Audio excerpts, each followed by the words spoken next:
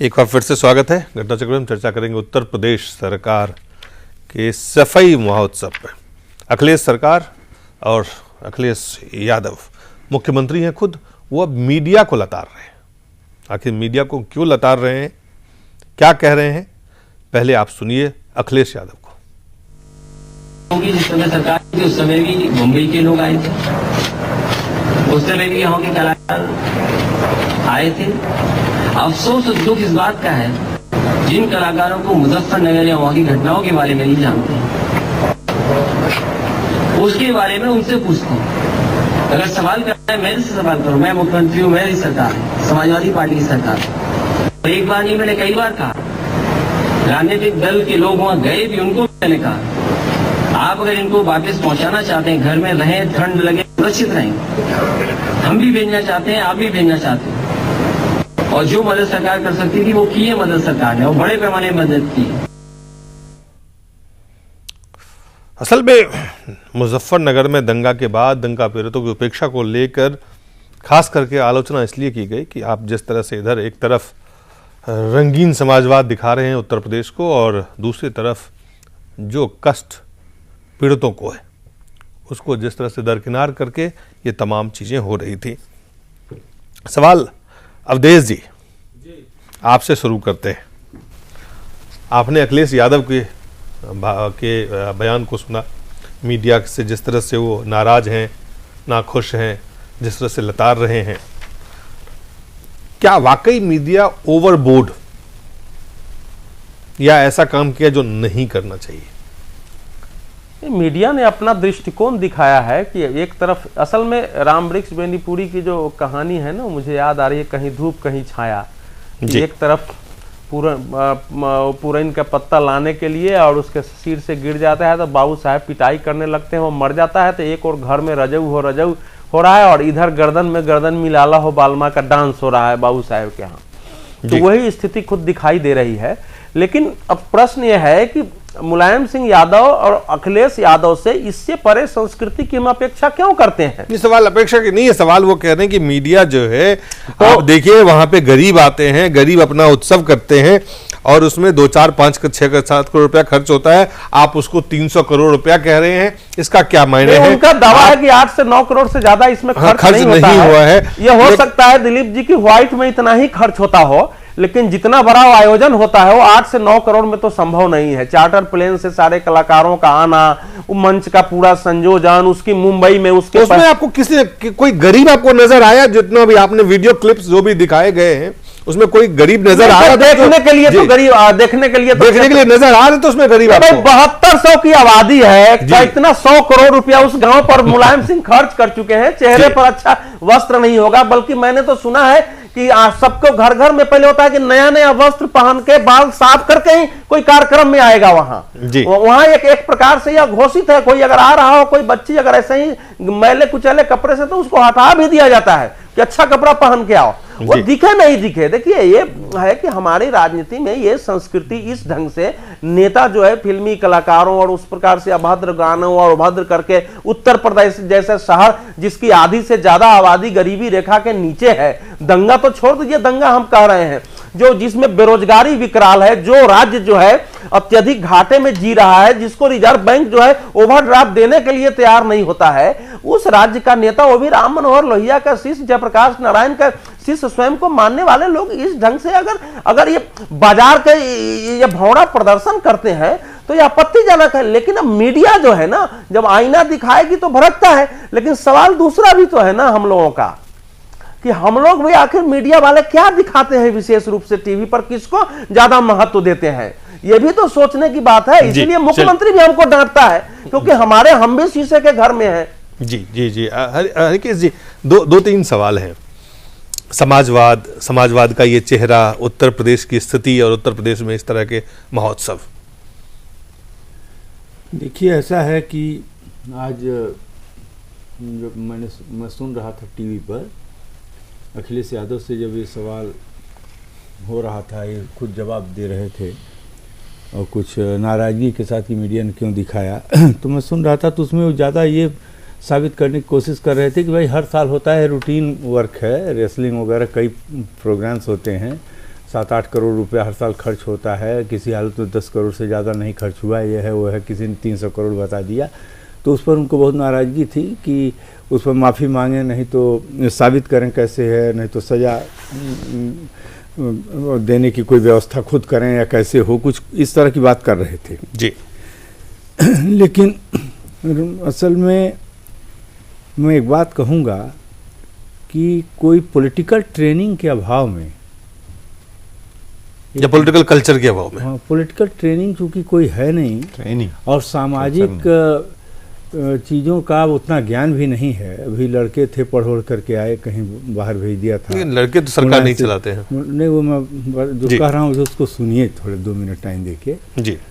तो ये जब आए तो इनको सीधे 1-2 बार एमपी बने, ये उससे पूरी ट्रेनिंग तो हुई नहीं, क्योंकि जनता के बीच में उतना काम किए नहीं। पिताजी इनके थे सब कुछ, तो इनको बहुत ज़्यादा ग्राउंड पर जाके काम करने का मौका मिला नहीं। तो किसी कारण विशेष से इनको सबसे बड़ी कुर्सी प्रदेश की मिल गई। वो प्रदेश बहुत बड़ा प्रदेश है, 20 करोड़ वहाँ की आबादी है, 18-20 करोड़ के करीब 20 करोड़ है।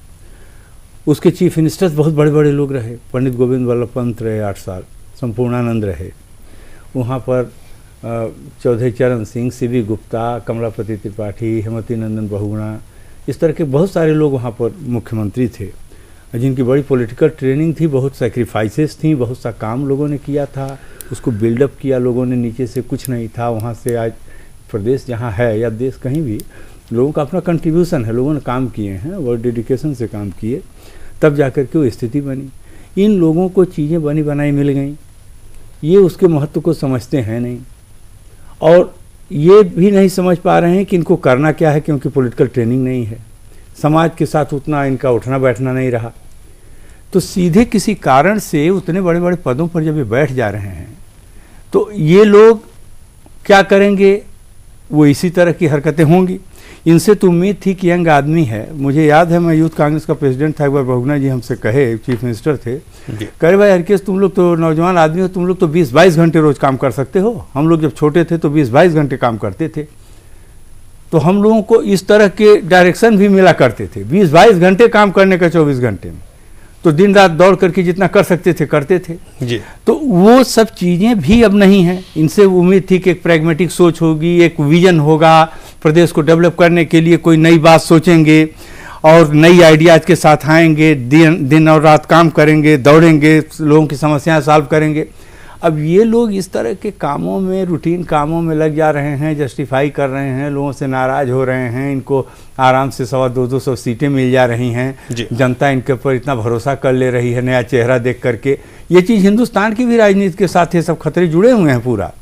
और जो इस तरह यूपी में जो हुआ है, अभी एक नई पार्टी आप ही आ गई है, अब इसको भी अगर मान लीजिए थोड़ी देर के लिए वो भी उम्मीद कर ही रहे हैं कि हम प्रधानमंत्री बनेंगे, और बहुत सारे लोग इस तरह के, तो अगर ये लोग आते हैं तो ये क्या करेंगे, ये तो आने के बाद पता चलेगा जी। लेकिन ये जो है, जो कुछ हुआ है, ये बहुत ठीक नहीं हुआ। इनको समझना चाहिए था कि प्रदेश के अंदर ये स्थिति, मुलायम सिंह यादव क्रिएटेड ही है, इन्हीं लोगों का क्रिएटेड है। मुजफ्फरनगर जी, भी तमाम पॉलिटिकल फोर्सेज जिस तरह के काम कर रही हैं, और जो वो वोट बैंक बनाने के काम में सब लोग जुटे हुए हैं, ये तो तमाम पार्टियां कर रही है, सभी पार्टी। मुलायम सिंह यादव खिलाड़ी हैं, मजे हुए खिलाड़ी हैं, राजनेता हैं, जमीन से उठ के आए। ये महोत्सव क्यों नहीं आभास हो रहा है? मैं पूछा, ये महोत्सव पहली बार नहीं है जिसमें कि बॉलीवुड के लोग आए हैं।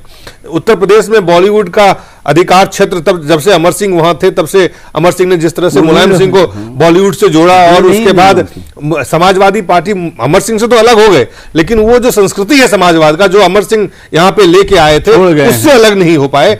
और ये संस्कृति उनकी अब जरूरत बन गई है, उनकी आदत बन गई है, या उनके संस्कार बन गए, संस्कृति बन गई है। क्या ये चुनौती है? हाँ है, ये भी है, क्यों नहीं। देखिए, ये जो कलाकार को बुला करके जो कला प्रकटन करना बड़ा गलती नहीं है। हिंदुस्तान की परंपरा भी है, विदेश से भी हम लोग कलाकार को इनवाइट करके यहाँ पर जो कला प्रदर्शन करता है, उसमें कोई बड़ा गलती की बात नहीं है। और ये भी जो बात है, अभी भी आप लोगों का चर्चा में भी आए हैं, ये जो सफाई जो महोत्सव है, ये कोई नया महोत्सव नहीं है, पहले से करते आ रहे, 7-8 साल से चल रहे, और जो वहाँ का गाँव का लोग, उस इलाका का लोग उसी में बहुत बड़े पैमाने पर भागीदारी भी करते आ रहे हैं।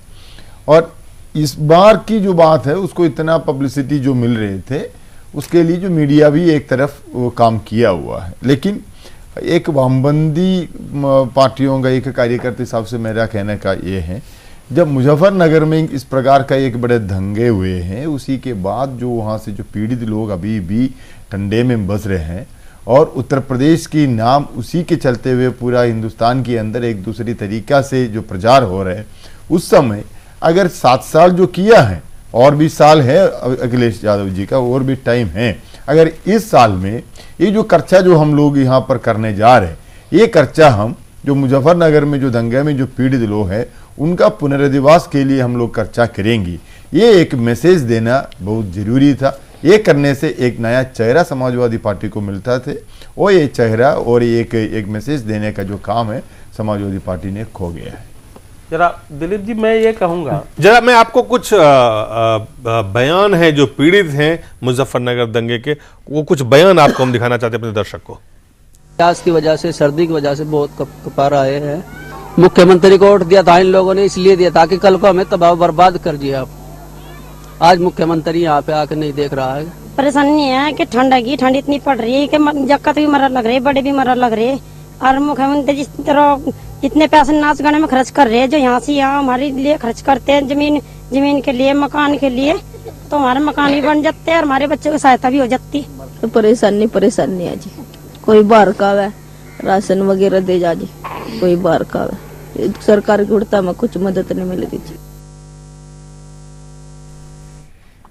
अवधेश जी, सुनने से तो आप जानते ही अंदर से कितनी पीड़ा और मनुष्य द्रवित होता है। हालांकि मुलायम सिंह जी कह रहे हैं कि मैक्सिमम जितना किया जाता सकता था सबको दिया गया है, छोड़ने के लिए कहा गया है, बसाने के उपाय किए गए हैं, और उसमें सरकारी विभाग है इसलिए कुछ हुआ भी होगा कुछ नहीं होगा। लेकिन मेरा कहना यह है जी कि सरकार की प्राथमिकता इस समय उत्तर प्रदेश सरकार की क्या होनी चाहिए थी। सवाल तो यह है, आप 7-8 वर्ष से महोत्सव करते हैं, कोई दर्दनाक घटना होती है तो हमारे यहाँ भी उत्सव नहीं मनाए जाते हैं, कई बार हम दिवाली नहीं मनाते हैं, तो महोत्सव करने में हर्ज नहीं है। अच्छा, उस महोत्सव में मैंने सुना है कि स्थानीय कलाकार भी आते हैं, कुश्ती भी होता है, खेल होता है, वो एक परंपरागत तरीके से होता है।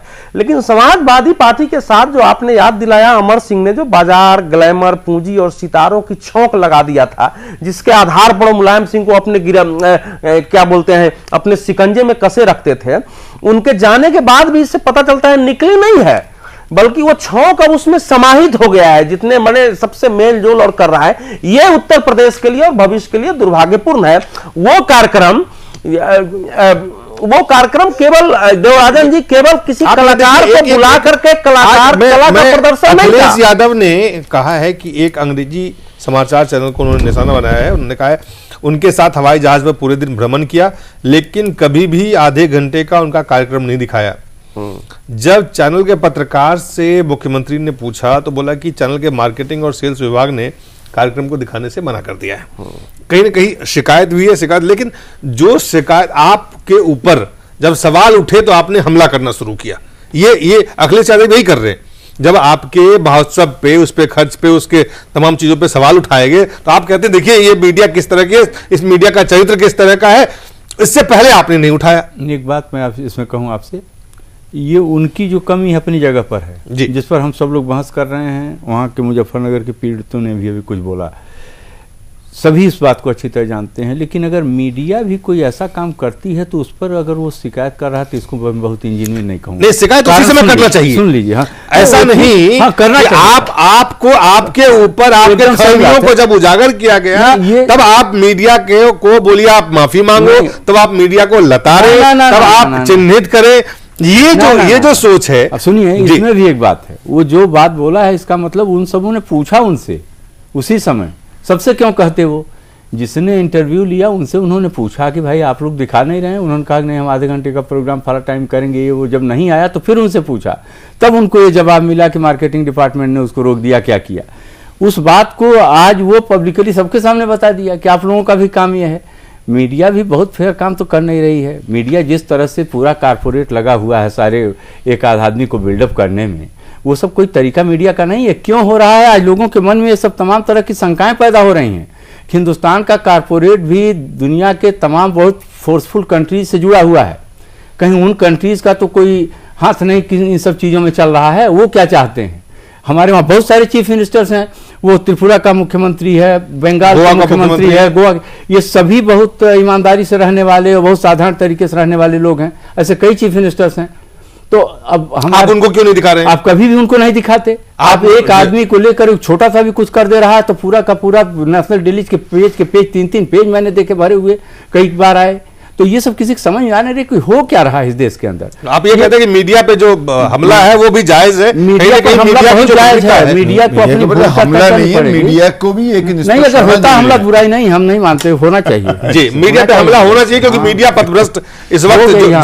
हिंदुस्तान के सारे आर्गन में भ्रष्टाचार फैला, उससे मीडिया छूटी नहीं। जी, वो बात सही। जी अवधेश जी। नहीं, ये तो बिल्कुल मैं भी मानूंगा कि जिस ढंग से राज सत्ता जो है भ्रष्ट हुई है, पूंजी सत्ता के कारण राज सत्ता है, नौकरशाही की सत्ता है, धर्म सत्ता है, उसी ढंग से मीडिया की भी जो एक अघोषित और अनौपचारिक दुर्भी संधि सत्ता और पूंजी के साथ है, उसने इस देश के साथ अत्यंत ही मतलब क्योंकि बहुत बड़ा अपराध किया है और कर रहा है। क्योंकि संसदीय लोकतंत्र में जनमत बनाने की भूमिका सबसे बड़ी हमारी है। स्वस्थ जनमत हम तभी बना सकते हैं जब हम सच्ची खबरों को सच्चे तरीके से लोगों के सामने ले जाएं। आज बिल्कुल वो सही बात कर रहे हैं, वही तो मैं कह रहा था कि इस समय अगर एक तरफ राहुल गांधी का भाषण हो और वहीं अगर शाहरुख खान का कार्यक्रम हो तो मैं कहूंगा कि हमारी मीडिया सबसे ज्यादा शाहरुख खान को दिखाएगी, जबकि देश के लिए उसकी उपयोगिता क्या है। तो मीडिया के प्रति जो समाज में श्रद्धा और सम्मान का भाव था वो घटा है। इसलिए अखिलेश यादव और मुलायम सिंह यादव, जिन पर स्वयं जो है अपनी आय से अधिक संपत्ति का आरोप है, वो भी हिम्मत के साथ आज हमला करने पर तुले हुए हैं। तो मैं यहां हरिकेश बाबू के साथ बिल्कुल साथ हूं। मैं तो कहता हूं कि इसके विरुद्ध संघर्ष में जितना कुछ हमको करना चाहिए करना पड़ेगा, क्योंकि पूंजी की सत्ता ने मीडिया को इस समय अपने गिरफ्त में लिया है और वो चाह रहा है कि पूरी मीडिया कुछ उन्होंने एक किसी चैनल के बाबत उन्होंने इस बयान को दिया, उससे पूरी मीडिया को इस तरह से मीडिया की बात नहीं है। बात जो अवधेश जी ने कह रहे थे उसमें एक सच्चाई भी है। देखिए कुछ बात को तो ये कि मीडिया का भी एक रिस्पॉन्सिबिलिटी जो है वो जिम्मेदारी के साथ काम करना जरूरी भी है। आप देखिए एक बात को आपको उन्होंने एक उदाहरण दिया है, मैंने और एक उदाहरण देना चाहता है। जब बॉम्बे में भी हो, दिल्ली में भी हो, कहीं पर एक फैशन शो होने दीजिए तो सारी मीडिया पूरा कैमरा लेकर के फोटोग्राफर 400-500 लोग वहां पर फैशन शो देखने के लिए लगेगा। विश्व सुंदरी हो, आपका हिंदुस्तान की सुंदरी हो, जो भी हो, सुंदरी बनाने के चक्कर में ये लोग कैमरा लेकिन असुंदरी भी हो। लेकिन हिंदुस्तान के अंदर विगत 5 साल के अंदर 2.5 लाख किसान आत्महत्या किया है। कौन सा मीडिया गया है वहां पर? आपका महाराष्ट्र का विदर्भ के अंदर रोज किसान आत्महत्या कर रहे, कहां जा रहे? आंध्र प्रदेश के अंदर किसान आत्महत्या कर रहे, किसान खेती छोड़ रहे, खेती छोड़कर भाग रहे और दूसरे काम पर जाकर के और राजमिस्त्री। आप ये कह रहे हैं अखिलेश यादव की खामियों को उजागर जरूर करें लेकिन अपनी जिम्मेदारी को भी निभाएं। हरिकेश जी बहुत बहुत धन्यवाद, देवराजन साहब और अवधेश जी आप सबका बहुत बहुत धन्यवाद।